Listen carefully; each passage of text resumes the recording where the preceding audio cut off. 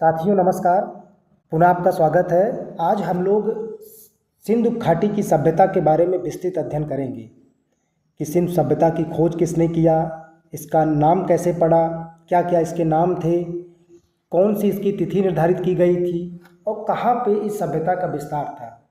लेकिन उसके पहले मैं आपसे हमेशा एक बात कहता हूँ कि जब आप तैयारी करना शुरू करिए या आपकी तैयारी हो चुकी है तो आप बेसिक क्वेश्चंस को ज़रूर सॉल्व करें। बेसिक क्वेश्चन का मतलब होता है कि जो किताबें हैं, ऑथेंटिक बुक्स हैं, उसके इम्पोर्टेंट जो प्रश्न हैं जो या इसके पूर्व किसी परीक्षा में आ चुके हैं, आप उसका अभ्यास खूब करिए। क्योंकि रिपीटेड क्वेश्चन अगर आपके गलत नहीं होंगे, सरल क्वेश्चन आपके गलत नहीं होंगे तो निश्चित है कि आपको सफलता से कोई रोक नहीं सकता है। लेकिन हम लोग हमेशा क्या काम करते हैं कि कठिन क्वेश्चन की तरफ जाते हैं, कठिन प्रश्नों की तरफ, और जो डिस्प्यूटेड प्रश्न है जिसका कोई अर्थ नहीं है, जो हमें सफलता नहीं दिलाती है, तो उनसे बचना है और सरल क्वेश्चन पर और रिपीटेड क्वेश्चन पर हमको ज़्यादा ध्यान देना है। तो हम लोग शुरू करते हैं सिंधु घाटी सभ्यता के बारे में। देखिए, ये विश्व की पहली नगरीय सभ्यता है। इसके पहले पूरे विश्व में कहीं भी नगरों का विकास नहीं हुआ था और इसके अलावा इसको हम लोग हड़प्पा सभ्यता के भी नाम से जानते हैं। क्योंकि सिंधु घाटी की सभ्यता है तो सिंधु सभ्यता के नाम से भी इसको हम लोग इंडिकेट करते हैं। साथ में आगे बहुत सारे स्थल सरस्वती नदी के किनारे मिले तो इसी सभ्यता को हम लोग सिंधु सरस्वती सभ्यता के नाम से भी जानते हैं। एक नाम इसका कांस्य युगीन सभ्यता भी है। तो इसके अलग अलग नाम हैं जो आगे भी हम लोग देखते हैं कि कैसे इन नामों को पढ़ा हुआ है। तो आप ध्यान से वीडियो को देखें और उसके बाद वीडियो के अंत में कुछ प्रश्न दिए गए हैं, आप उन प्रश्नों का सही उत्तर कमेंट के माध्यम से दीजिए। देखिए, ये जो सभ्यता है इसकी खोज करने के लिए लोगों के मन में एक विचार आया कि इतनी बड़ी सभ्यता है, इसका किसने खोज किया हुआ। लोग जानने का प्रयास करना शुरू कर दिए। तो सबसे पहले एक व्यक्ति थे, ईस्ट इंडिया कंपनी के एक अधिकारी थे, उनका नाम था चार्ल्स मैसोन। 1826 ईस्वी में पाकिस्तान के मोंटीगोमरो ज़िला था, आधुनिक में उसको साहिवाल ज़िला भी बोलते हैं, वहाँ के गाँव में ये गए और देखा इन्होंने कि वहाँ पे कुछ टीले हैं। तो गए इसलिए कि इनको लगा कि हो सकता है कि यहाँ पर पोरस और सिकंदर के मध्य जो युद्ध हुआ था शायद वो स्थान है, इसलिए गए। उनको कुछ वस्तुएं प्राप्त हुई लेकिन चार्ल्स मैसोन को कोई विशेष जानकारी उससे नहीं प्राप्त हो पाई थी और वो वहाँ से चले गए। कुछ समय बाद अलेक्जेंडर बंस नामक एक यात्री हड़प्पा में आया और वहाँ के टीलों को देखा और देखने के उपरांत उसको महसूस हुआ कि ये जरूर ही कोई ना कोई महत्वपूर्ण स्थल पुरातात्विक दृष्टि से या ऐतिहासिक दृष्टि से जरूर इसका इम्पोर्टेंस रहा होगा। तो अलेक्जेंडर बंस का नाम आप जानते रहिएगा। फिर आगे 1853 और 56 के बीच में दो भाई थे, वो भी ईस्ट इंडिया कंपनी के अधिकारी थे, जॉन विलियम ब्रंटन। ये ब्रंटन बंधु के नाम से भी फेमस है, जॉन ब्रंटन और विलियम ब्रंटन। ये आते हैं कराची से, जो लाहौर है वहाँ के बीच में रेलवे लाइन बिछाई जा रही थी और उस रेलवे लाइन के दौरान इनको बहुत सारी गिट्टी और रोड़े या कुछ टुकड़े ऐसे मिले जिसको इसको लगा कि ये कुछ ना कुछ किसी सभ्यता के अवशेष जरूर हैं। और इसके लिए इन्होंने क्या किया, उस भारतीय पुरातत्व जो सर्वेक्षण विभाग था उसको वहाँ से उन गिट्टियों और रोड़ों को भेज दिया कि जिसकी जांच करके बताई जाए कि ये कितने समय पुरानी है या किसी विशेष सभ्यता की है। तो उस समय जो वहाँ के अधिकारी थे वो अलेक्जेंडर कनिंघम थे। अलेक्जेंडर कनिंघम आपने पिछले वीडियो में देखा होगा, तो अलेक्जेंडर कनिंघम को भारतीय पुरातत्व का जनक भी बोला जाता है। तो वो गए, उन्होंने भी यहाँ का दौरा किया 1853 में, फिर आगे 1873 में दौरा किए इस स्थान का। हड़प्पा के जो टीले हैं वहाँ से वस्तुएं प्राप्त किए, कुछ जानने का प्रयास अवश्य किया लेकिन बहुत विशेष जानकारी इन्होंने भी नहीं कर पाए।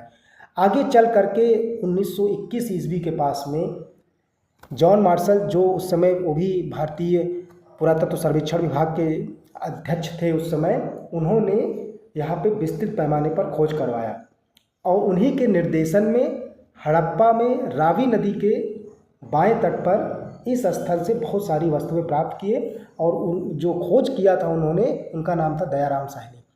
तो आप इस बात को जानते रहिए कि जॉन मार्शल के निर्देशन में दयाराम साहनी ने हड़प्पा की खोज की 1921 ईस्वी में, जो रावी नदी के बाएं तट पर स्थित है। ये सारे इंपॉर्टेंट क्वेश्चन हैं, आप इसको ध्यान से सुनिएगा क्योंकि ये सारे प्रश्न आपको कहीं ना कहीं मिलेंगे।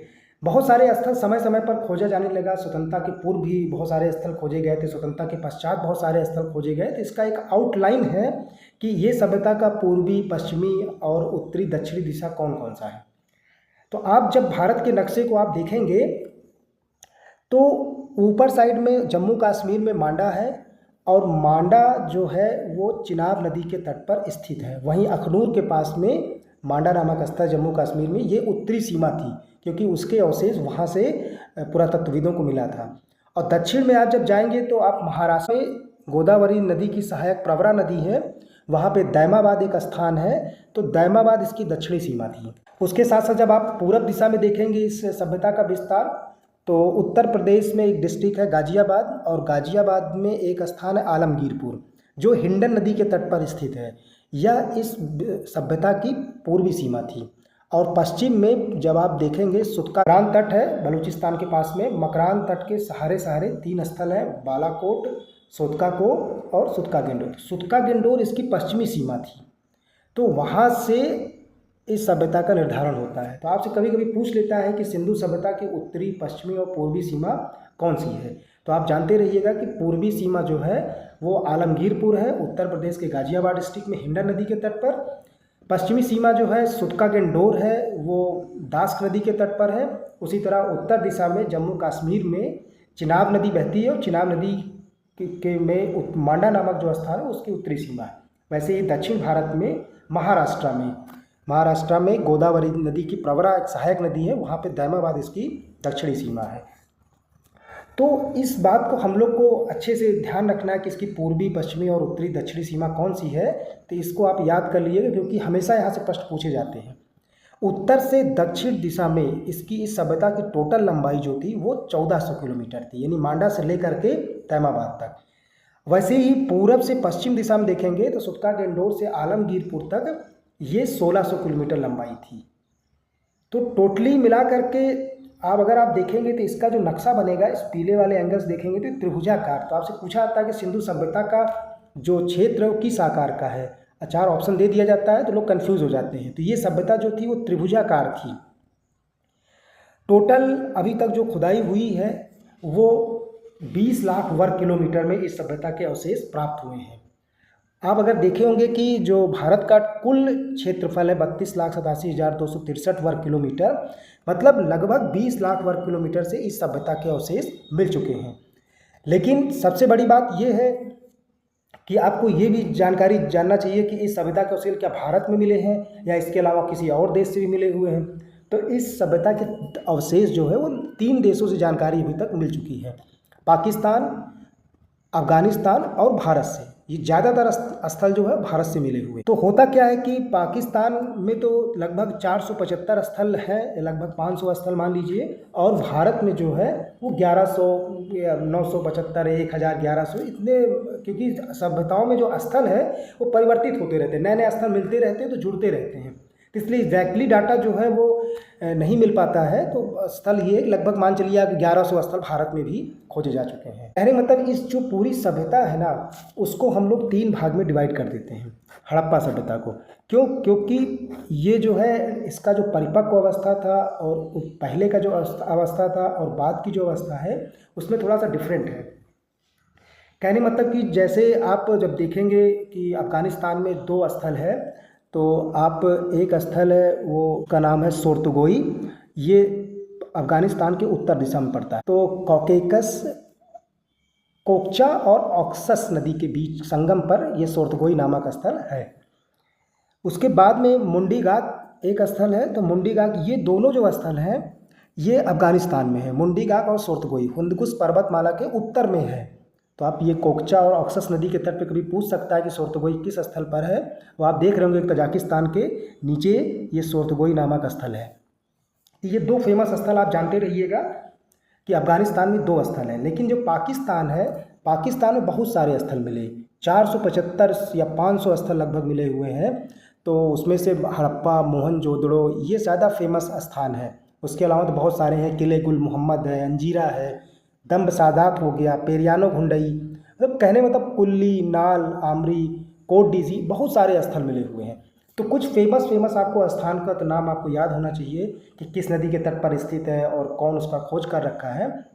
वैसे जब भारत में आप देखेंगे तो भारत में जो उत्तरी राजस्थान है वहाँ कालीबंगा से, और हरियाणा में राखीगढ़ी एवं बनावली, ये प्राक हड़प्पा के हैं। मतलब हड़प्पा सभ्यता जब अपने परिपक्व अवस्था आने वाली थी उसके पहले के स्थल है। लेकिन जब आगे हम लोग चलते हैं तो इसका विस्तार धीरे धीरे बढ़ता चला जाता है। अब बढ़ता चला जाएगा तो फिर हड़प्पा काल से लगभग 1500 से अधिक स्थल इसके मिल चुके हैं। मतलब कहने का मतलब क्या है कि डाटा इसका बदलता रहता है। कहीं कहीं 2000 स्थल भी मिले हुए हैं। सिंधु सभ्यता में कितने स्थल हैं? 2000 हैं। लेकिन आपको जानना है क्योंकि जो स्थल हैं वो चेंजेस होते रहते हैं। तो ये प्राक हड़प्पा के थे और हड़प्पा काल में कितने 1500 स्थल, जिसके बारे में हम जानकारी विस्तृत रूप से पढ़ेंगे। एक है जब हड़प्पा सभ्यता समाप्त हो जाती है तो हड़प्पोत्तर काल, मतलब हड़प्पा के बाद में 2 स्थान है गुजरात में, एक रोजदी है और रंगपुर। आपसे पूछ लिया जाता है कि रोजदी और रंगपुर ये कहाँ पर स्थित हैं, तो ये गुजरात राज्य में स्थित है और हड़प्पा के अंतिम चरण के ये स्थल हैं। उसके अलावा तीनों काल के, मतलब हड़प्पा काल, हड़प्पोत्तर काल और प्राक हड़प्पा, पूछा जाता है कि ये चारों स्थल किस काल से संबंधित है। तो आपको जानना चाहिए कि सुरकोटदा, धौलावीरा ये दोनों गुजरात में हैं। ये तीनों काल में इसके अवशेष मिले हुए हैं। उसके अलावा राखीगढ़ी हरियाणा में और मांडा जम्मू कश्मीर में। अभी देखे होंगे कि आप उसकी उत्तरी सीमा जो है सिंधु सभ्यता की वो मांडा थी। तो हरियाणा में राखीगढ़ी और जम्मू कश्मीर मांडा, ये 4 प्लेस ऐसे हैं कि जो तीनों समय से मिले। तीनों का मतलब कि हड़प्पोत्तर काल से, हड़प्पा काल से और प्राक हड़प्पा से। इसको आपको ध्यान में रखना है। अब इतनी बड़ी सभ्यता है तो इसका नाम भी बहुत सारा है। जैसे पीछे आपने देखा था तो इसको हम लोग कई नामों से जानते हैं। सबसे पहला तो इसको हड़प्पा सभ्यता ही बोला जाता है। क्यों? क्योंकि सबसे पहले 1921 ईस्वी में जॉन मार्शल के निर्देशन में दयाराम साहनी ने यहाँ से अवशेष प्राप्त किए। तो हड़प्पा से अवशेष मिलने के कारण इसको हड़प्पा सभ्यता बोला गया। दूसरा, इसको सिंधु सभ्यता के नाम से भी जानते हैं। क्यों? क्योंकि सिंधु सभ्यता, सिंधु नदी या उसकी सहायक नदियों के किनारे लगभग 40 स्थल मिले हुए हैं। तो इसलिए इसको प्रारंभ में सिंधु सभ्यता के नाम से भी हम लोग जाना गया। लेकिन आगे चल करके इसके बहुत सारे स्थल मिले। कहाँ से? सरस्वती नदी के किनारे, जिसमें घग्गर और हाकरा नदी बहती थी, तो वहाँ से मिले बहुत सारे स्थल, हजारों से ज़्यादा मिले। तो इन लोगों ने नाम रख दिया इस सभ्यता का कि ये सभ्यता सिंधु और सरस्वती सभ्यता के नाम से जानते हैं। क्योंकि अलग अलग लोगों ने अलग अलग नाम रख दिया। चूँकि अब नगरों का पहली बार विकास, विश्व में अगर पहली बार नगरों का विकास हुआ था तो वो सिंधु सभ्यता में हुआ था। तो इसलिए इसको हम लोग प्रथम नगरीय क्रांति या प्रथम नगरीय सभ्यता के नाम से भी जानते हैं। क्रांति वर्ड गार्डन चाइल्ड ने यूज़ कर रखा है, तो अभी भी जानते रहिएगा कि क्रांति वर्ड किसने यूज़ किया था? गार्डन चाइल्ड ने। तो कहने मतलब प्रथम नगरीय सभ्यता के नाम से भी हम इसको जानते हैं क्योंकि फर्स्ट टाइम किसी भी सभ्यता में नगरों का उदय हुआ था। उसके बाद इसको हम लोग कांस्य युगीन सभ्यता के भी नाम से जानते हैं। कांस्य युगीन का मतलब होता है कि तांबा में 90% तांबा रहेगा और तांबे में 10% टिन मिला करके हम कांसा तैयार करते हैं। क्योंकि इस सभ्यता में पहली बार वहाँ के जो समाज था, मानव थे वहाँ के, उन लोगों ने कांसे के धातु का प्रयोग करना शुरू कर दिए थे। इसलिए ज़्यादातर तो पत्थर के औजार ही मिले हैं, लेकिन कांसे का प्रयोग करना शुरू कर दिए। इसलिए इस सभ्यता को कांस्य युगीन सभ्यता के नाम से भी हम लोग जानते हैं। तो डिफरेंट नाम से जानते हैं और सभी आपको जानना है कि किसको किस लिए बोला जाता है। आगे फिर हम लोग देखते हैं कि इसका टाइम निर्धारण क्या समय था। देखिए, आपको इसमें यहाँ पे ये ध्यान रखना है कि सबसे ज़्यादा इम्पोर्टेंट जो है वो रेडियो कार्बन तिथि होती है। रेडियो कार्बन तिथि के माध्यम से हम इस सभ्यता की जानकारी रखते हैं। वैसे बहुत सारे इतिहासकारों ने अलग अलग समय दिया है, लेकिन हमको 3 जरूर ये याद रखना चाहिए। क्यों? क्योंकि जो पूर्व हड़प्पाई चरण था वो स्टार्ट कब होता है? 3200 ईसा पूर्व में स्टार्ट होगा और 2600 ईसा पूर्व तक ये चलेगा। लेकिन कहीं कहीं 3500 ईसा पूर्व में मिला रेडियो कार्बन तिथियों में, तो आप इस पहला जानते रहिएगा। ये स्टार्टिंग है, यानी ग्रामीण संस्कृति का उदय हो गया था। लेकिन जब नगर एकदम विकसित हो गए, नगर कहने मतलब जो परिपक्व हड़प्पा, जैसे किसी आदमी की अवस्था है तो वो बाल्यावस्था, किशोरावस्था और वृद्धावस्था में डिवाइड करते 3 अवस्था में, तो वैसे ही हड़प्पा सभ्यता को भी 3 चरणों में हम लोग डिवाइड कर देते हैं। एक तो ये है कि जब हड़प्पा सभ्यता स्टार्टिंग हो रही थी, ग्रामीण स्तर पे थी, तो वो 3200 ईसा पूर्व से लेकर के 2600 ईसा पूर्व थी।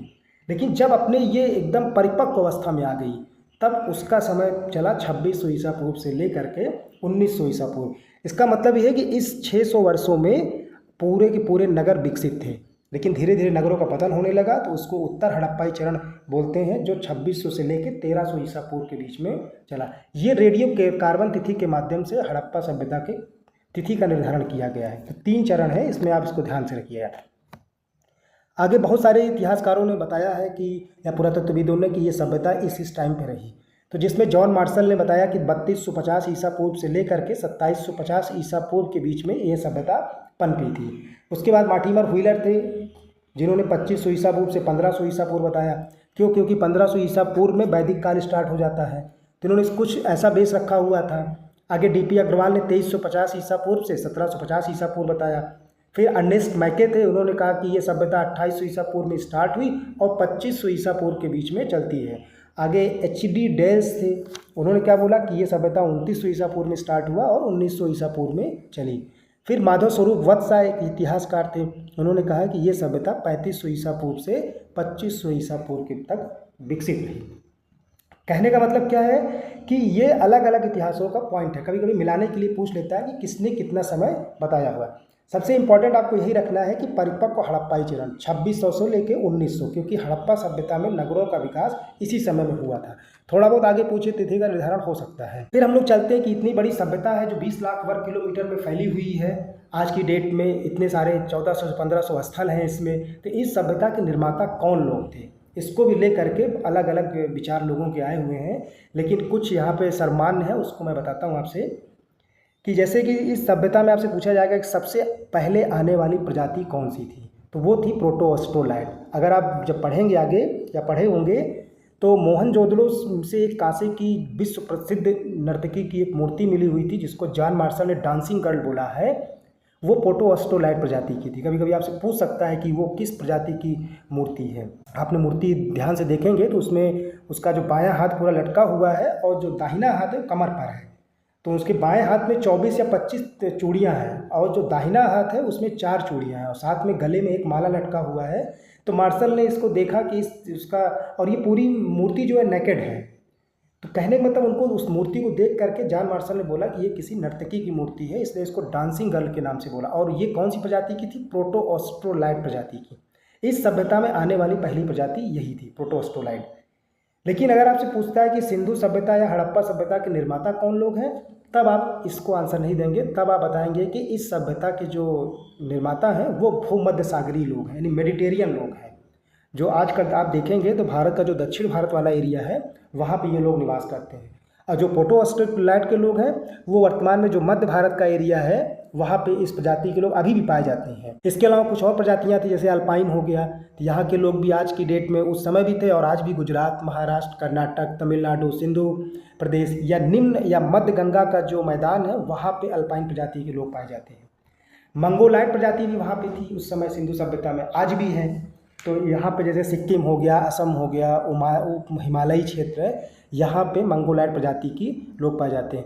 एक आपको मूर्ति मोहनजोदड़ो से मिली हुई है, पत्थर की आधी धड़ से कटा हुआ है उसका सिर। तो आप देखेंगे वो जो मूर्ति थी वो मंगोलाइट प्रजाति की थी। तो ये सब आपको पूछ लिया जाता है कभी कभी एग्जाम में कि कांसे की नर्तकी उसका क्या हाव भाव देख करके कि किस प्रजाति की थी, या जो मोहनजोदड़ो से मिली हुई है किस प्रजाति का मूर्ति था। तो आपको ध्यान रखना है कि वो प्रोटोअस्ट्रोलाइट थी या मंगोलाइट है। तो इस तरीके से आपको ध्यान रखना है। अब इतनी बड़ी सभ्यता थी, विशाल सभ्यता, तो इसका उद्भव कैसे हुआ, किन लोगों ने कहा? तो 2 विचारधारा चली वहाँ पर। एक हुआ भारतीय विचारधारा, जिसको इंडिजीनियस या स्वदेशी विचारधारा बोलते हैं। तो इसमें इसको मानने वाले थे Amalananda Ghosh, S R. Rao, D P. Agrawal, Fairservis, Allchin दंपत्ति। इन लोगों को मानना है कि सिंधु सभ्यता का जो विकास हुआ है वो इसी यहीं की जो स्थानीय ग्रामीण संस्कृतियां हैं जो भारत पाकिस्तान में है, ईरानी, बलूची, सिंध, आमरी, कोटडीजी, सोथी, इन संस्कृतियों से ही सिंधु सभ्यता का विकास हुआ है। कुछ एग्जाम्पल उन्होंने बताया हुआ है कि जैसे वहाँ से जो मिट्टी के बर्तन मिले हुए हैं, मृदभांड जिसको हम लोग बोलते हैं, उन मृदभांडों पर जो रस्सी का छाप है या पीपल के पत्ते का निशान है, तो सिंधु सभ्यता यानी परिपक्व हड़प्पा सभ्यता में जो नगर थे वहाँ से, और जो वहाँ की ग्रामीण संस्कृतियाँ थी, सोथी वगैरह हो गया, कुल्ली, नाल, आमरी, कोटडीजी, वहाँ के जो मिट्टी के बर्तन मिले हुए, उन दोनों में समानताएं हैं। इस आधार पर इन विद्वानों ने बोला कि जो सिंधु सभ्यता है इसके निर्माता वो यहीं के स्थानीय लोग ही हैं। तो इन एग्जाम्पल के माध्यम से उन्होंने बताया कि उनके रहन सहन और उनकी जीवन शैली में समानता थी। तो ये स्वदेशी उत्पत्ति और यही माना भी जाता है। लेकिन बहुत सारे ऐसे थे विदेशी उत्पत्ति को मानने वाले या विदेशी इतिहासकार जो थे, उन्होंने बताया कि नहीं, इस सभ्यता के निर्माता जो है ये यहाँ के लोग नहीं थे बल्कि वो विदेशी लोग थे। तो उसमें जॉन मार्शल हो गए, Mortimer Wheeler, D Kosambi, Kramer, Gordon Childe, H D. Sankalia जैसे उच्च चोटी के इतिहासकार थे। उन्होंने बताया कि यहाँ जो हड़प्पा सभ्यता विकसित हुई है वो मेसोपोटामिया की सुमेरियन सभ्यता से उसका विकास हुआ है। मेसोपोटामिया मतलब इराक में है, एक दजला और फरात नदी है जिसको हम लोग टिग्रिस और यूफ्रेटस के नाम से जानते हैं। दजला को टिग्रिस बोलते हैं, यूफ्रेटस को फरात नदी बोलते हैं। उसी के बीच वहाँ पे किनारे साइड में मेसोपोटामिया की सभ्यता विकसित हुई थी और वहाँ के लोग मिस्र होते हुए कहाँ पे सैंधो सभ्यता या हड़प्पा में आए हुए थे और उन्हीं लोगों ने इस सभ्यता का विकास किया हुआ है। तो अलग अलग तरीके का विचार है। मार्टिमर व्हीलर ने बोला कि उसको एक सिद्धांत का रूप दे दिए। उन्होंने कहा कि जो विचार थे, विचार होते हैं व्यक्ति के, उन विचारों के प्रवास से यहाँ की सभ्यता का विकास हुआ है। तो अलग अलग है। किसी ने बोला है कि जनसंख्या विसरण का सिद्धांत दिया हुआ है कि वहाँ जनसंख्या ज़्यादा हो गई तो वो लोग विसरण करते हुए यहाँ पे आ गए। तो डिफरेंट इतिहासकार अलग अलग अपना व्यू दे रखे हैं। वैसे ही एच.डी. संकालिया करके चोटी के विद्वान है, उन्होंने कहा कि जो बलूचिस्तान है पाकिस्तान में, वहाँ से कुछ चबूतरे मिले हुए हैं जिसको हम लोग जिगुरत बोलते हैं। आपसे कभी चबूतरा ना दे करके जिगुरत दे दिया जाता है। तो जिगुरत क्या है कि नीचे आधार चौड़ा होता था और ऊपर वो पतले हो जाते थे। इस तरीके के चबूतरे बलूचिस्तान में मिलने के साथ साथ मेसोपोटामिया के भी कई स्थलों से मिले हुए हैं। तो उन्होंने कहा कि दोनों संस्कृतियों में समानता है, इसलिए सैंधो सभ्यता के जो निर्माता हैं वो मेसोपोटामियाई लोग हैं। लेकिन बहुत ज़्यादा मान्यता इसकी नहीं चलती। उसका कारण ये है कि अगर वहाँ की सभ्यता और यहाँ में समानता है तो कुछ तो विशेषताएं मिलती होंगी, क्योंकि प्रथम नगरीय सभ्यता थी और वैसे बिल्कुल मेसोपोटामिया में नहीं था। तो उसका कुछ कारण था आलोचना होने का। जैसे कि जो सिंधु सभ्यता के नगर हैं वो आपको जाल की तरह दिखेंगे, नेट जैसे होता है, नेट की भांति आपको जाल की तरह बुने हुए दिखेंगे सिस्टमैटिक तरीके से। लेकिन मेसोपोटामिया में वैसा सिस्टम नहीं था, वो बेढंगे तरीके से बने हुए थे। अपने यहाँ सिंधु सभ्यता की जो नालियाँ हैं वो एकदम पक्की थी, ढकी हुई थी, सिस्टमैटिक तरीके से बनी हुई थी। लेकिन जो वहाँ की नालियाँ हैं वो कच्ची थी और सिस्टम उसका कुछ नहीं था, पानी कहीं का कहीं बह रहा है। आगे देखेंगे जो सैंधो सभ्यता में जो नगरों में मकान बने उसमें पक्की ईंटों का प्रयोग किया गया है, लेकिन मेसोपोटामिया में कच्ची ईंटों का मैक्सिमम प्रयोग हुआ है। अपने यहाँ हड़प्पा सभ्यता की जो लिपि है वो चित्राक्षर लिपि है। चित्राक्षर लिपि का मतलब चित्रों के माध्यम से भाव को अभिव्यक्त किया गया, इवन पढ़ी नहीं जा सकी है। और यहाँ भी जानते रहिए कि सबसे अधिक यू अक्षर के आकार का मिला हुआ है। सिंधु सभ्यता में जो चित्राक्षर लिपि मिली है वो यू अक्षर के आकार ज़्यादा मिले हुए हैं और सबसे अधिक मछली के चित्र को इंडिकेट किया गया। लेकिन जो मेसोपोटामिया में वहाँ पे कीलाक्षर लिपि है, वहाँ पे अलग तरीके की लिपि चल रही है, तो इसलिए समानता नहीं है। दूसरा, जब हम लोग इंडस वैली सिविलाइजेशन को अगर पढ़ते हैं, सिंधु घाटी सभ्यता को, तो जो जल निकासी प्रणाली थी, यानी ड्रेनेज सिस्टम, वो सिंधु सभ्यता की सर्वोच्च कोटि की थी और आज भी हम लोग उसको फॉलो करने का प्रयास करते हैं। जो स्मार्ट सिटी की संकल्पना आई हुई है उसमें भी हम इंडस वैली सिविलाइजेशन की बहुत सारी विशेषताओं को रखते हैं। लेकिन मेसोपोटामिया में जो जल निकासी प्रणाली थी वो निम्न कोटि की थी, तो बहुत अंतर था। इसलिए विदेशी उत्पत्ति की जो मान्यता है उसको खारिज कर दिया गया। अब बताया गया कि इस सभ्यता का उद्भव अगर हुआ है तो यहीं की जो ग्रामीण संस्कृतियां हैं उसी से यहाँ के नगरों का विकास हुआ है। सोथी हो गया राजस्थान की, आमरी कोट डीजी हो गया या कुल्ली नाल हो गया, इस जो ग्रामीण संस्कृतियां हैं उन्हीं से ही सिंधु सभ्यता का उद्भव हुआ है। कुछ महत्वपूर्ण प्रश्न है, यदि आप इन प्रश्नों को देख लेते हैं, आगे इसका जो विशेषताएं हैं, नगर योजना है और यहाँ की जो नगर सामाजिक आर्थिक राजनीतिक जीवन है या जो सिंधु सभ्यता की मूर्ति कला, वो अगले वीडियो में हम चर्चा करेंगे। कुछ प्रश्न आपके सामने है, अगर यदि आप बिना किसी टेक्स्ट बुक के सहारे अगर इन प्रश्नों का उत्तर आप दे लेते हैं तो निश्चित ही आपकी तैयारी सही दिशा में है और आपको इस टॉपिक से आने वाले प्रश्न गलत कम होंगे। तो पहला जो प्रश्न है कि सिंधु सभ्यता से संबंधित सर्वाधिक पुरास्थल किस नदी के किनारे प्राप्त हुए हैं? आपको बताना है। आ है सिंधु नदी, बा है सिंधु और उसकी सहायक नदियाँ, सा है सरस्वती नदी और दा है झेलम और यमुना नदी। तो चार में से एक ऑप्शन आपको कमेंट के माध्यम से देना है। अगर आपको आता है तो आप जरूर आंसर दीजिए उसका। दूसरा प्रश्न है कि सिंधु सभ्यता का कौन सा स्थल अफगानिस्तान में स्थित है? तो आपको बताने हैं कि इसमें है, पहला ऑप्शन है मुंडी गाग तथा सोर्तगोई, दूसरा आंसर जो है वो हड़प्पा तथा मोहनजोदड़ो, तीसरा आंसर है कालीबंगा तथा लोथल और चौथा आंसर है सुतका गेंडोर या डाबरकोट। तो चारों में से आपको ये बताना कि कौन सा आंसर सही है, कि कौन सा स्थल जो है वो अफगानिस्तान में स्थित है। तीसरा जो प्रश्न है वो कि हड़प्पा सभ्यता में कुंतासी नामक स्थल कहाँ से, ये आपके लिए एक टास्क है, आप इसको खोज करके आप आंसर कमेंट के माध्यम से दीजिएगा कि किस प्रांत में स्थित है, क्योंकि ये सभी स्थानों से हड़प्पा सभ्यता के साक्ष्य मिले हुए हैं। चौथा क्वेश्चन जो है कि हड़प्पा के विशाल टीलों की ओर सर्वप्रथम ध्यान आकृष्ट किसने किया था? और चार ऑप्शन है, जॉन मार्शल ने, अलेक्जेंडर बर्न्स ने, चार्ल्स मैसोन ने या दयाराम साहनी ने।